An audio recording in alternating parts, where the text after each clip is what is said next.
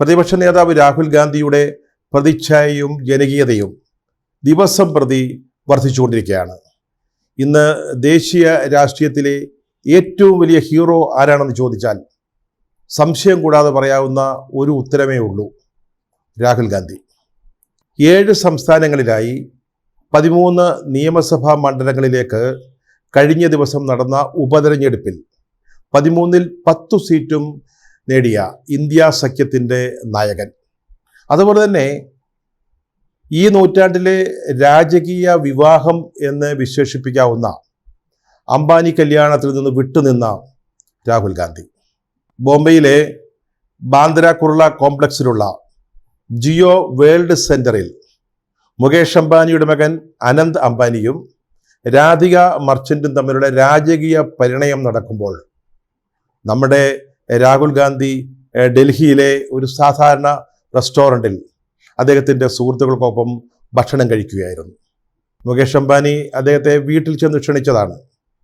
സോണിയാഗാന്ധിയെയും പ്രിയങ്ക ഗാന്ധിയെയും ക്ഷണിച്ചു. പക്ഷേ 3 പേരും ആ ചടങ്ങിൽ നിന്ന് വിട്ടുനിൽക്കുകയാണ് ഉണ്ടായത്.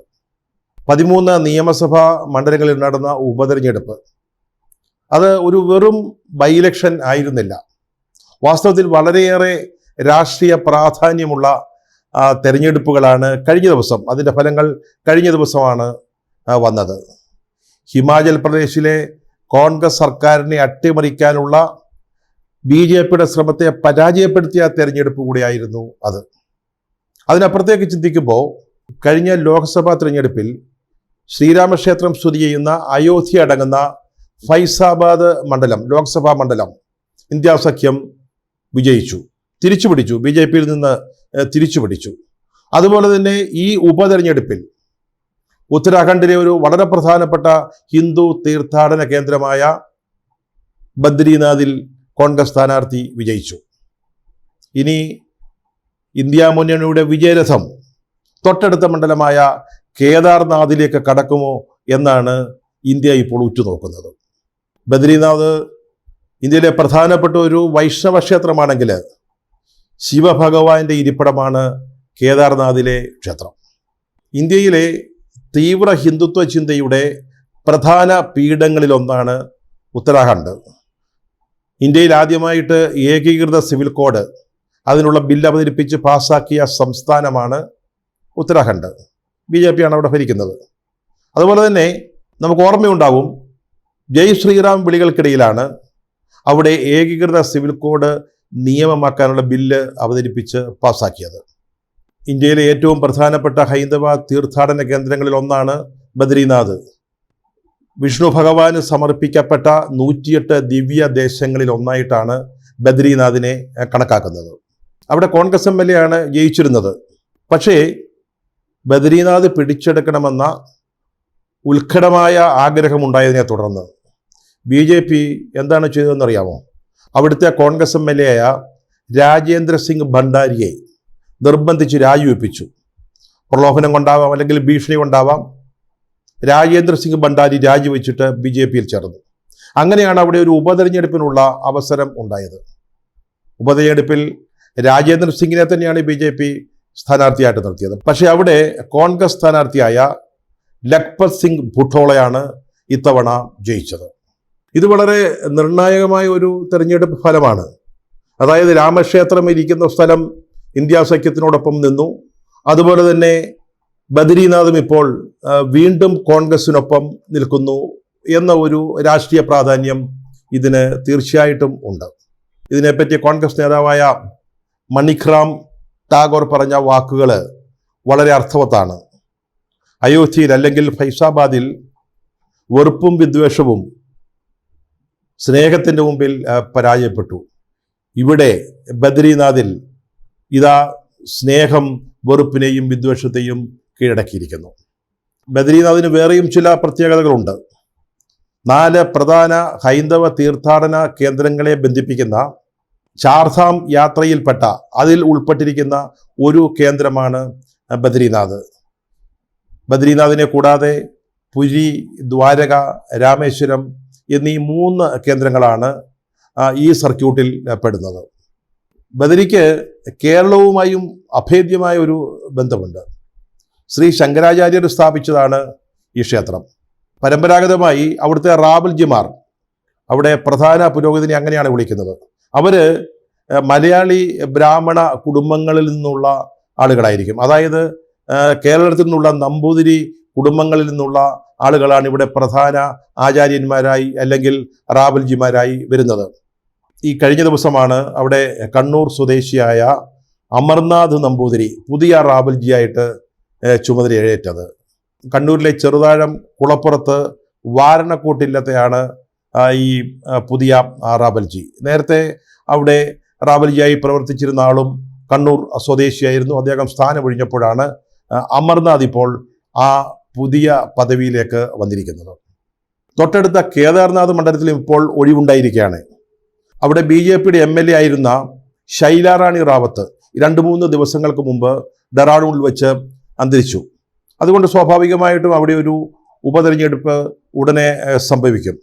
അതുകൊണ്ടാണ് ബദ്രീനാഥിന് പിന്നാലെ കേദാർനാഥും ഇന്ത്യ മുന്നണി പിടിച്ചെടുക്കുമോ എന്ന ചിന്ത രാഷ്ട്രീയ വൃത്തങ്ങളിൽ ഉണ്ടായിരിക്കുന്നത്. ഉത്തരാഖണ്ഡിലെ കോൺഗ്രസ് നേതാവായ ഹരീഷ് റാവത്ത് പറഞ്ഞത്, ഞങ്ങൾ കേദാർനാഥും പിടിക്കും, ശിവഭഗവാൻ ഞങ്ങളെ അനുഗ്രഹിക്കും എന്നാണ്. അങ്ങനെയാണെങ്കിൽ അയോധ്യ, ബദ്രീനാഥ്, കേദാർനാഥ് ഈ 3 പ്രധാനപ്പെട്ട തീർത്ഥാടന കേന്ദ്രങ്ങളിൽ വിജയക്കൊടി ഉയർത്താൻ ഇന്ത്യ സഖ്യത്തിന് സാധിക്കുമെന്നാണ് അവരുടെ പ്രതീക്ഷ. അതിനുവേണ്ടിയുള്ള ശ്രമങ്ങളായിരിക്കും ഇനി രാഹുൽ ഗാന്ധിയുടെയും മറ്റും നേതൃത്വത്തിൽ നടക്കാൻ പോകുന്നത്. കേദാർനാഥിന് വലിയ പ്രാധാന്യമാണ്, മതപരമായ പ്രാധാന്യമാണ് ഉള്ളത്. 12 ജ്യോതിർലിംഗങ്ങളിലൊന്ന് കേദാർനാഥ് ക്ഷേത്രത്തിലാണ്.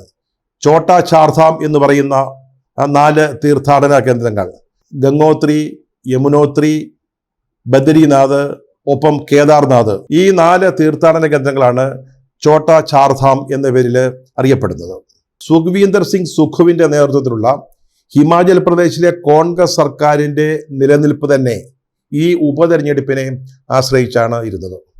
ഓപ്പറേഷൻ ലോട്ടസിൻ്റെ ഭാഗമായിട്ട് സുഖ്വീന്ദർ സിംഗിനെ പുറത്താക്കാൻ, താഴെ ഇറക്കാനുള്ള വലിയ ശ്രമങ്ങൾ BJP കുറേ കാലങ്ങളായിട്ട് നടത്തിക്കൊണ്ടുവരികയായിരുന്നു. 3 സ്വതന്ത്ര അംഗങ്ങൾ കോൺഗ്രസ് സർക്കാരിനെ പിന്തുണച്ചിരുന്നു. ഈ 3 പേരെയും നമ്മൾ നേരത്തെ പറഞ്ഞതുപോലെ ഭീഷണി കൊണ്ടോ പ്രലോഭനങ്ങൾ കൊണ്ടോ കോൺഗ്രസ് സർക്കാരിന് നൽകിയിരുന്ന പിന്തുണ പിൻവലിപ്പിച്ചു. അങ്ങനെ ഈ 3 മണ്ഡലങ്ങളിലും ഉപതെരഞ്ഞെടുപ്പ് വന്നു. 2ലും കോൺഗ്രസ് ജയിച്ചു. അതായത് നേരത്തെ സ്വതന്ത്രന്മാർ ജയിച്ചിരുന്ന ഈ 2 മണ്ഡലങ്ങളിലും കോൺഗ്രസ് ജയിച്ചു. ഇപ്പോൾ സുഖ്വീന്ദർ സിംഗിൻ്റെ നില കൂടുതൽ ഭദ്രമായിരിക്കുകയാണ്. ആ ഒരു പ്രാധാന്യവും ഈ ഉപതെരഞ്ഞെടുപ്പ് ഫലങ്ങൾക്കുണ്ട്. ഈ തെരഞ്ഞെടുപ്പിലെ കോൺഗ്രസിന് 4 സീറ്റ് കിട്ടി. ബംഗാളിൽ തൃണമൂൽ കോൺഗ്രസ് 4 മണ്ഡലങ്ങളിൽ ജയിച്ചു. ആം ആദ്മി പാർട്ടിക്ക് 1 സീറ്റ് കിട്ടി, DMKയ്ക്ക് 1 സീറ്റ് കിട്ടി, ഒരു സ്വതന്ത്രൻ ജയിച്ചു, 2 BJP സ്ഥാനാർത്ഥികളും ജയിച്ചു. ഞാൻ നേരത്തെ പറഞ്ഞല്ലോ, ദേശീയ രാഷ്ട്രീയത്തിൽ തന്നെ ഇത് വളരെ പ്രധാനപ്പെട്ട ഒരു സംഭവ വികാസമായി മാറിയിട്ടുണ്ട്. കാരണം ലോക്സഭാ തെരഞ്ഞെടുപ്പിന് ശേഷം നടന്ന ഒരു ബലപരീക്ഷയായിരുന്നു ഇത്. 7 സംസ്ഥാനങ്ങളിലെ 13 മണ്ഡലങ്ങളിലാണ് തെരഞ്ഞെടുപ്പ് നടന്നതെങ്കിൽ പോലും കാറ്റ് BJPക്ക് എതിരായിട്ടാണ് വീശുന്നത് എന്നൊരു ധാരണ ഇപ്പോൾ വളർന്നിരിക്കുകയാണ്. BJPയെ തോൽപ്പിക്കാനാവില്ല, 56 ഇഞ്ച് നെഞ്ചളവുള്ള പാർട്ടിയാണ്, അല്ലെങ്കിൽ അത്തരം നെഞ്ചളവുള്ള നേതാക്കന്മാരാണ് ഈ പാർട്ടിയെ നയിക്കുന്നത് എന്നൊക്കെ പറഞ്ഞ് ഒരുതരം ഭീതിയുടെയും ആശയക്കുഴപ്പത്തിൻ്റെയൊക്കെ അന്തരീക്ഷം BJP ഉണ്ടാക്കിയിരുന്നു. ഞങ്ങളെ നേരിടാൻ ആരുണ്ട് എന്ന് ചോദിക്കുന്ന രീതിയിലേക്ക് ആ പാർട്ടി വല്ലാതെ അങ്ങ് വളർന്നു പോയിരുന്നു. ആ സ്ഥിതിയൊക്കെ ഇപ്പോൾ മാറുകയാണ്. അവരുടെ ശക്തി കേന്ദ്രങ്ങളിൽ പോലും ഇപ്പം ഇന്ത്യ മുന്നണി പിടിമുറുക്കുന്ന കാഴ്ച. ഞാൻ പറഞ്ഞില്ല, ഉത്തരാഖണ്ഡ് അവരുടെ ഒരു പ്രധാനപ്പെട്ട സംസ്ഥാനമായിരുന്നു. അവർക്ക് ഏറ്റവും കൂടുതൽ ബലമുള്ള സംസ്ഥാനങ്ങളിലൊന്നായിരുന്നു. അവിടെ പോലും ഇന്ത്യ സഖ്യത്തിന് നേട്ടങ്ങൾ ഉണ്ടാക്കാൻ സാധിക്കുന്നു. ഇതിലൂടെ വാസ്തവത്തിൽ ഇന്ത്യ സഖ്യം കൂടുതൽ സ്വീകാര്യമാകുന്നു. അതുപോലെ തന്നെ ഇന്ത്യ സഖ്യത്തെ നയിക്കുന്ന രാഹുൽ ഗാന്ധി കൂടുതൽ സ്വീകാര്യമാകുന്നു. കഴിഞ്ഞ തെരഞ്ഞെടുപ്പ് കാലത്ത് ഇന്ത്യ സഖ്യത്തിൽ നിന്ന് അല്പം അകന്നു നിന്നിരുന്ന മമതാ ബാനർജി പോലും ഈ തെരഞ്ഞെടുപ്പ് വിജയത്തെ ദേശീയ തലത്തിൽ മാറിക്കൊണ്ടിരിക്കുന്ന ട്രെൻഡിൻ്റെ ഭാഗമായിട്ടാണ് കാണുന്നത്. ഒരു വലിയ നേട്ടമായിട്ടാണ് മമതാ ബാനർജി ഈ തെരഞ്ഞെടുപ്പ് ഫലത്തെ അവതരിപ്പിച്ചത്. ഇവിടെ പറഞ്ഞല്ലോ, ഇതിലൂടെ നാം മനസ്സിലാക്കേണ്ടത് രാഹുൽ ഗാന്ധി കൂടുതൽ അംഗീകരിക്കപ്പെടുന്നു, ഏറെ സ്വീകാര്യമാകുന്നു എന്നത് തന്നെയാണ്. ഇതിൻ്റെ കാരണം പറയുന്നത് പോലെ പ്രവർത്തിക്കുന്നു സത്യസന്ധമായ നിലപാടുകളിൽ ഉറച്ചു നിൽക്കുന്നു എന്നുള്ളത് തന്നെയാണ്. ആ ഒരു സ്വഭാവ വിശേഷമാണ് ഇന്നത്തെ ഇന്ത്യയിലെ രാഷ്ട്രീയത്തിൽ രാഹുൽ ഗാന്ധിയെ ഏറ്റവും അധികം ശ്രദ്ധേയനും സ്വീകാര്യനുമാക്കുന്നത്. ഈ അംബാനി കല്യാണം 5000 കോടി രൂപ ചെലവ് ചെയ്ത് നടത്തിയൊരു മാമാങ്കമായിരുന്നു. എല്ലാ നേതാക്കളും പ്രതിപക്ഷ രാഷ്ട്രീയ ഭേദമന്യേ മിക്ക നേതാക്കളും ഇതിൽ പങ്കെടുത്തു. ഞാൻ നേരത്തെ പറഞ്ഞല്ലോ, പ്രധാനമന്ത്രി നരേന്ദ്രമോദി ഉണ്ടായിരുന്നു, ബംഗാൾ മുഖ്യമന്ത്രിയായിരുന്ന മമതാ ബാനർജി ഉണ്ടായിരുന്നു, ശരത് പവാർ, ഏകനാഥ് ഷിൻഡെ, കോൺഗ്രസ് നേതാവായ കമൽനാഥ്, ഇവരൊക്കെ ഇതിൽ സംബന്ധിച്ചു. ലാലു പ്രസാദ് യാദവ് ഉണ്ടായിരുന്നു, അഖിലേഷ് യാദവ് സമാജ്വാദി പാർട്ടിയുടെ നേതാവ്, ഇവരൊക്കെ പങ്കെടുത്തപ്പോഴും രാഹുൽ ഗാന്ധിയും സോണിയാഗാന്ധിയും പ്രിയങ്ക ഗാന്ധിയും മാറി നിന്നു. പറഞ്ഞല്ലോ, അദ്ദേഹത്തെ വീട്ടിൽ പോയി ക്ഷണിച്ചതാണ്. തീർച്ചയായും അദ്ദേഹത്തിന് പോകാമായിരുന്നു. ഇത് ഇന്ത്യയിലെ ഏറ്റവും സ്വാധീന ശക്തിയുള്ള ഒരു വ്യക്തിയുടെ, സാമ്പത്തികമായിട്ട് ഏറ്റവും മുമ്പിൽ നിൽക്കുന്ന, ഏഷ്യയിലെ തന്നെ ഏറ്റവും വലിയ സമ്പന്ന കുടുംബത്തിൽപ്പെട്ട ഒരു അനന്തരാവകാശിയുടെ വിവാഹമാണ് നടക്കുന്നത്. തീർച്ചയായിട്ടും പോകാമായിരുന്നു. പക്ഷേ അദ്ദേഹം നിരന്തരം അംബാനിയെയും അദാനിയെയും ലോക്സഭയിലും പുറത്തും പൊതുവേദികളിലും എതിർക്കുന്ന ആളാണ്. വ്യക്തിപരമായിട്ടല്ല, നിലപാടുകളുടെ പേരിൽ എതിർക്കുന്ന ആളാണ്. അതുകൊണ്ട് തന്നെയാണ് രാഹുൽ ഗാന്ധി പോകാതിരുന്നത്. അതുകൊണ്ട് തന്നെയാണ് അദ്ദേഹം കൂടുതൽ സ്വീകാര്യനായി മാറുന്നത്. മോഡി സർക്കാരിന് നിരന്തര ഭീഷണി ഉയർത്തിക്കൊണ്ടിരിക്കുന്ന ഇന്ത്യ മുന്നണിയെ നയിക്കുന്ന നേതാവ്, അതുപോലെ തന്നെ അംബാനി കല്യാണം പോലെയുള്ള രാജകീയ ദർബാറുകളിൽ നിന്ന് വിട്ടുനിൽക്കുന്ന ഒരു നേതാവ്, ഇതൊക്കെ കണക്കിലെടുക്കുമ്പോൾ ഇന്ന് ദേശീയ രാഷ്ട്രീയത്തിലെ ഹീറോ ആയി രാഹുൽ ഗാന്ധി അല്ലാതെ നമുക്ക് ആരെയാണ് ചൂണ്ടിക്കാണിക്കുവാൻ പറ്റുക?